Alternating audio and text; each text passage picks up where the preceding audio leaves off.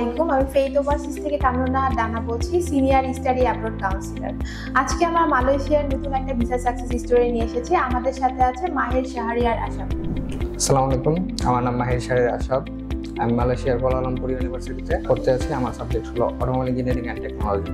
আচ্ছা মাহির, বলো তোমার ফেইথের সাথে প্রথম থেকে কিভাবে পরিচয় হলো, কিভাবে কানেক্ট? আমি এটা অনলাইনে জানতে পেরেছি, ফেসবুক, তারপর আরো অনলাইন যত প্ল্যাটফর্ম আছে ওখানে অ্যাডভার্টাইজমেন্ট দেখে তারপরে আসলাম, এসে আপনার সাথে কথাবার্তা ভালোই লাগলো এজেন্সি, এই কারণে আমার আপনাদের সাথে পরিচিত হলো আর কি।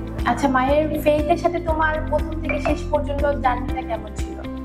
আলহামদুলিল্লাহ ভালো ছিল, এক্সপেকটেশন অনুযায়ী আমার ম্যাচ করেছে।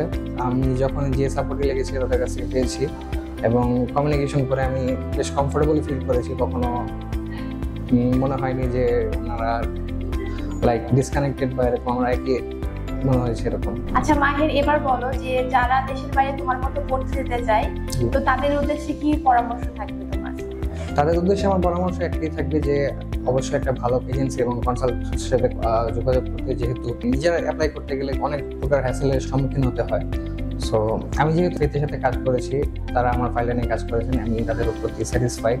সো আমি সাজেস্ট করবো আপনারা জেনে বুঝে পদক্ষেপ নেবেন। আচ্ছা মাহির, তুমি তো এখন ভিসাটা পেয়ে গিয়েছো, সো সর্বশেষ অনুভূতিটা কি তোমার? সর্বশেষ অনুভূতি আলহামদুলিল্লাহ, আমি মালয়েশিয়ার ভিসাটা পেয়েছি, আমার ফ্যামিলি সবাই হ্যাপি এবং আমি তো সবচেয়ে বেশি হ্যাপি। ধন্যবাদ ফেইথ ওভারসিজকে, আমি মালয়েশিয়ান ভিসাটা পেয়ে গিয়েছি এবং অবশ্যই ডানা আপুকে।